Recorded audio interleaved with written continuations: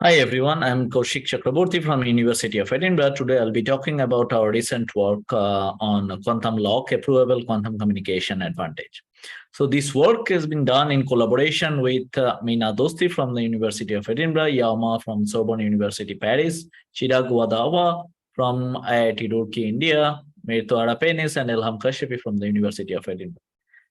Before going to the details of this of our contribution, let's have a closer look at what is a physical unclonable function.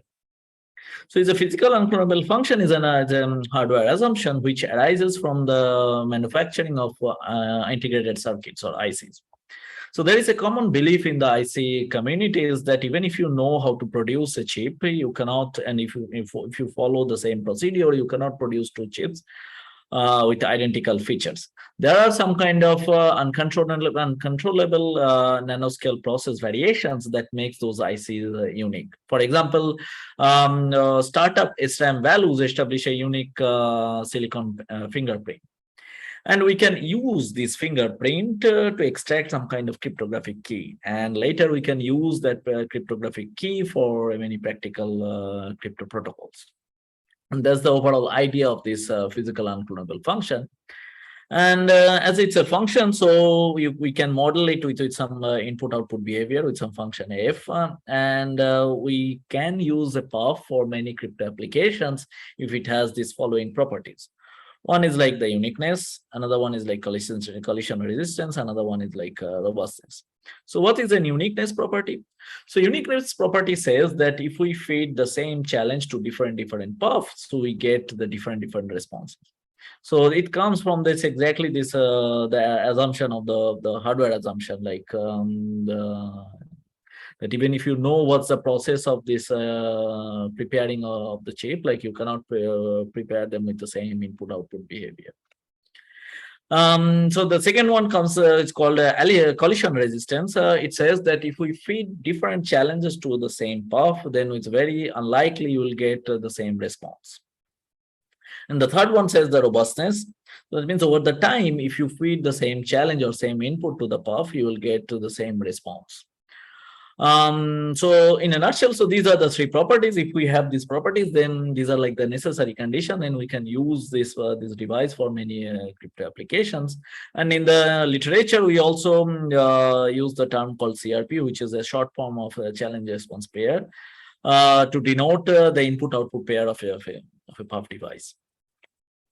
Okay, so let's have a look what are the applications of this this device. So actually, so when it was first invented like back in 2005 and 6, and it became very popular in the industry because it can produce key on the fly. That means you don't need to store a key inside your physical memory.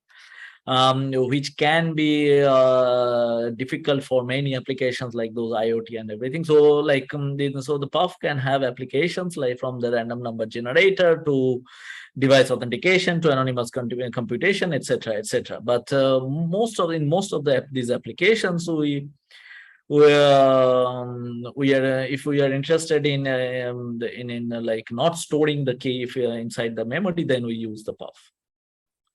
Okay.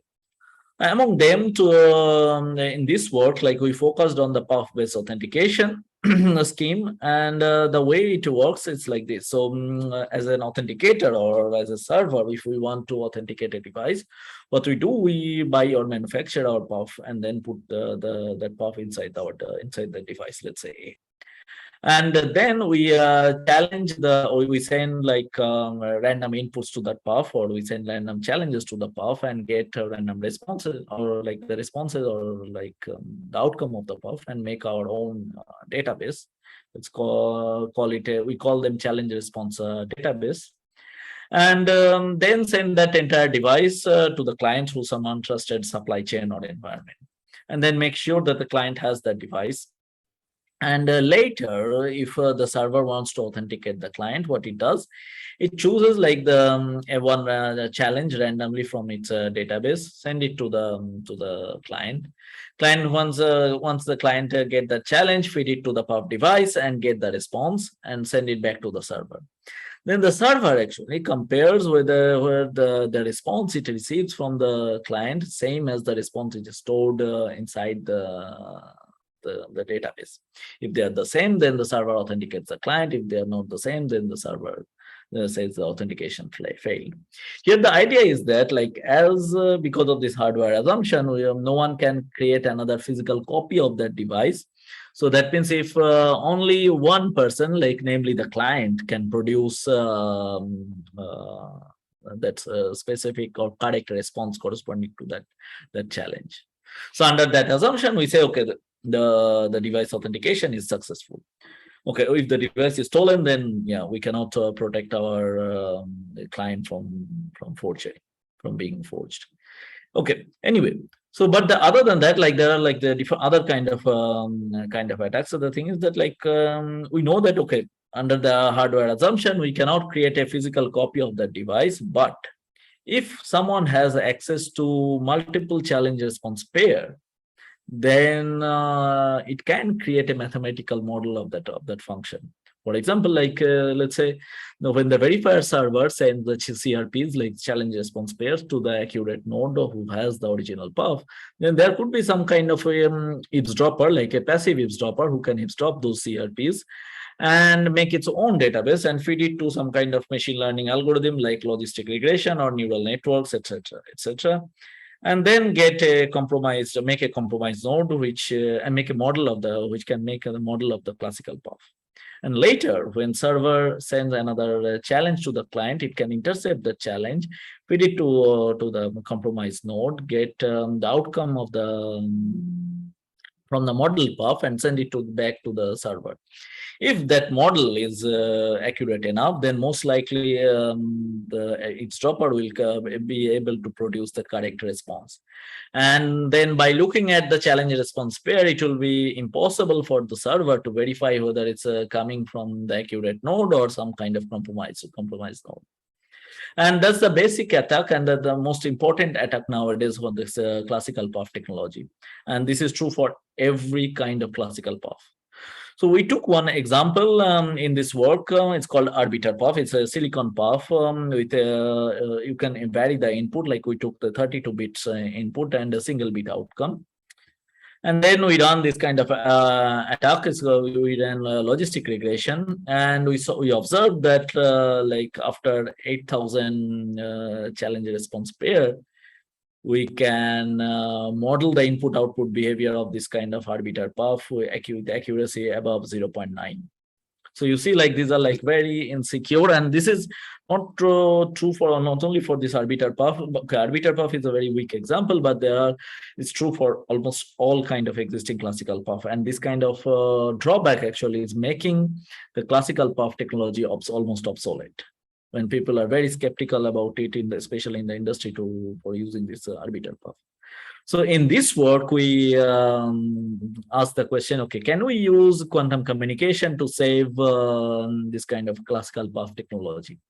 And then produce a very low cost solution for device authentication. So we introduced the concept of hybrid PUF. So here the idea is the same, like we use in any kind of any kind of quantum inspired classical crypto protocols like key distribution and everything. So we encode the outcome of the classical PUF into a quantum state. So here, let's say we have a classical PUF with n-bit input and 4m-bit output, and then we construct from there HPUF. We hide the outcome of the classical PUF into quantum state. So the HPUF will look like a mapping from the classical string to a quantum state. And the circuit could look like this. So we take the classical input, feed it to the classical PUF. We get the outcome of the classical PUF. And out of 4m-bit of outcome, we make 2m pair. And then we take each of the pair and encode them into 4 quantum state. This 4 quantum state can come from these BB84 states, 0, 1, plus or minus. So this could be one example of such encoding, and this encoding is public. So only the hidden part is that the adversary should not have direct access to the outcome of this classical PUF. So the adversary can have access to this interface and that interface. Okay, so this is one example. If it is 0, 0, you encode them into 0 state. If it is 1, 0, you encode It's one state at 0, 1 plus state or 1, 1. So you can encode it minus state. So it doesn't matter like how this encoding work, like it's the same, all those encodings from the adversary's point of view. Okay, and that's it. So now if the adversary wants to perform a forgery attack, what it needs to do, it needs to intercept those quantum state, and to extract the outcome of the classical PUF, it needs to perform some kind of measurement. And as the adversary doesn't know what's the what's the basis of that measurement, it will, when it extract the outcome of the classical PUF from that quantum state, it will not be the exact outcome of the classical PUF. It will be some kind of noisy outcome of the classical PUF, because it can make mistake in some of the cases.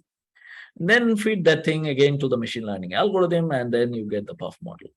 The adversary, the goal of the adversary is to produce for a random input x prime, to produce a proper outcome of the hybrid PUF, like psi of f of x prime, using that PUF model. Okay. Now let's see how does it work. Like let's see the probability that the adversary can extract the classical outcome correctly with probability p extract, and p CPUF forge is the probability of forging correctly the underlying CPUF using that database. Then the probability of forging the entire hybrid PUF, like we call it like P forge quantum, is like P extract times P CPUF forge. And so that's it. Like now the question is, okay, which one you should, like if we want to claim that my hybrid PUF is secure, then this product should be very low. And you can see, like, okay, let's put in some restriction on the adversary. So if we put some restriction that adversary can have only single copies of those state, and as the adversary doesn't know in which basis to measure the state, like then this p extract will be very low, and it will decay exponentially with m. M is the number of output bits of the classical PUF. And as the p extract decays exponentially with m, so that means the entire product will decay exponentially with m. So we can safely say that, okay, this p forge quantum will also decay exponentially with m. So that's the provable security idea. But the problem is that here we have a very nice assumption that the adversary has like a single copy of each of those states. Now the question is like, okay, how practical that assumption is.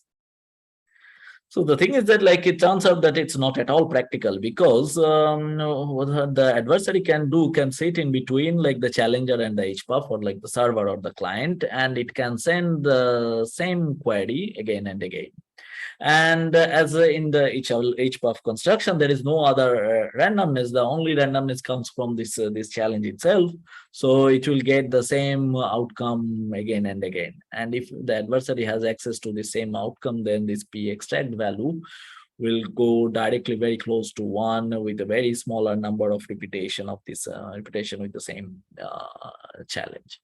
And then it can, and we know, you saw like the underlying classical PUF, it doesn't have any kind of security. With a very low number of challenges once pair, adversary can forge it with a high probability. So that means, like, if the p extract value becomes close to 1, then the entire p forge quantum, that value will go to also 1. That means will not offer any security. So that's a problem. So now the question is, how do we somehow force our adversary to have a single copy of those state? And in general, like how do we protect the adversary to query the PUF in an adaptive way? So then as a solution, we propose something called quantum lock, and it protects the HPUF from the adaptive adversary. So how does it work? So this entire box is like my HLPUF, we call them hybrid lockdown PUF. With this entire box is like the circuit. And now the input interface, it has two inputs. One is a classical string, another one is a quantum state. For this example, let's assume this is like it's a qubit. Okay, so what it does, like the circuit, it feeds that classical string to the CPUF, it gets the outcome f of x, and then it divides the outcome into two parts, let's say y1, y2, y3, y4. So we call the y1, y2 as like the first part of the outcome, and we denote it like f1x. What we do, we measure this input quantum state into this y1 basis. And then let's say y2 tilde is the measurement outcome, and then we check whether this y2 is same as the y2 tilde or not. And if it is equal, then we again encode the outcome of the classical, like the second part of the classical PUF, F2X, using the same technique we observe in the HPUF. Like it encodes the outcome of the classical PUF into those BB84 state and send it back. But if y2 is not equal to y2 tilde, then the client aborts. So in a nutshell, what it does actually, so before sending back the outcome of the classical PUF in encoded into a quantum state, the client also verifies the server, whether it checks whether it's coming from a legitimate server or not, because only the legitimate server can produce this correct rho tilde f1 of x. That means only the legitimate server can pass this test. So that's actually stop the adversary to query in an adaptive way. So let's see how the authentication process works. So on the left-hand side is like it's a server side. On the right-hand side, we have the client side, and that's in the middle, we have the if stopper. So on the server side, the server has the challenge response pair database. So it chooses one challenge x and get f of x, and then it divides into two parts like f1 of x and f2 of x, and use this f1x and send it to the encoder, and then get this BB84 state and the psi f1 of x, send it to the client, the x and the psi f of 1x. And then the adversary can tamper with that psi f1 x, and in general, like adversary will, like the client will get rho tilde f1 of x and then some x. And the thing is that, like, if the adversary wants to extract the value of the psi f1 of x, then it will tamper that psi f1 of x because it doesn't know what's the measurement basis. And then this authentication circuit inside the HLPUF will fail. Like when they say, okay, it's about it aborts the protocol.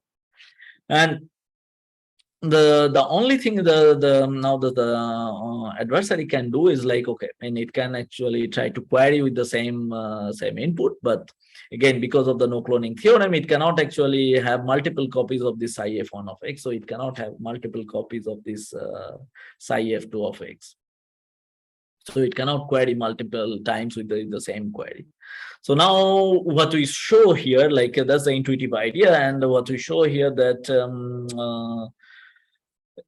because of this kind of lockdown technique, any adaptive adversary is forced to behave as a very restrictive adversary. That the restrictive adversary means like the best thing the adversary can do, intercept this message for if1x and like measure and then try to extract some noisy database, and then it will boil down to the adversary we show in the previous slides, like a couple of slides before, for this for the security of the HPUF. And then we show like, okay, I mean, if HPUF is secure against this kind of adversary, like we call them weak adversary, then the corresponding HLPUF is secure against also this kind of adaptive adversary. So that's the result in a nutshell. And then we took, that's our theoretical results, and that's the provable security. And then we instantiate this kind of generic design using some kind of, again, using those classical arbiter PUF. And we took, for this experiment, we took 64-bit 1-bit outcome, 2-bit outcome arbiter PUF. And then we done again the machine learning attack. So here the blue line actually shows the accuracy of the classical PUF. On the x-axis, we have like the number of challenge response pair you need to forge the PUF with certain probability. So on the x-axis, yeah, and then the y-axis is like your forging probability. So the blue curve denotes the accuracy of forging probability of the classical PUF. The red one actually shows the forging probability of the HPUF against the adaptive adversary. And the green one shows the forging probability of the HLPUF against the adaptive adversary. So you see like there's a huge gap. And if you increase the number of input bits, then you see like the gap increases further between the classical and the HLPUF. And if you want to ask the question, okay, so what will happen if you want to increase the gap further? We say, okay, go for more sophisticated encoding. So instead of encode your classical string into a BB84 state, see what you can do, you can encode them into some kind of higher dimensional state. For example, here you encode our outcome of the classical PUF into like a mutual and unbiased basis of dimension 8. And again, we do the same experiment, but here we took even weaker arbiter PUF with 32 bits input.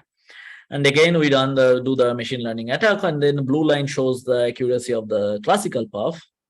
And the green line here, actually, it shows the accuracy of the HLPUF. And you see, like, it required almost 10 to the power 6 challenge response pair to forge this HLPUF, this kind of sophisticated encoded HLPUF. And if you compare 2 to the power 32, the total input output space of this kind of PUF is like 10 to the power 9. And you almost covered the entire input output space using this kind of encoding. And for dimension 16, I didn't report it here, but we saw, like, you can safely use 2 to the power 32 challenge response pair, like without compromising the security. Okay. So, but the thing is that, like, as a result, like, this is like very nice in terms of security, but as a result of this quantum communication, we get something extra.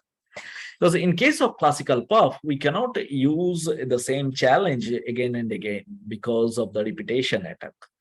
And as a result, if you want to authenticate your client for a longer period of time, you need to, like, the server needs to keep a huge database. But in case of quantum, what we show that if the two-way authentication is successful, that means the server send X and then rho tilde S1 of I, the first part of the response, and then the verification inside this log hybrid PUF is successful, and it returns, like, the side to, like, the second part of the response, and also the server authenticates that second part of the response. If both of these authentications are successful, then you will have almost zero information about the outcome of the classical PUF. And as a result, you can reuse that challenge again and again without being compromised.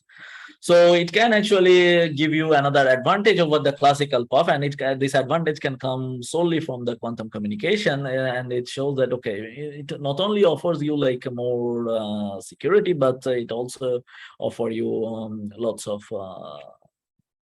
efficiency. So I think that's the end of this presentation, and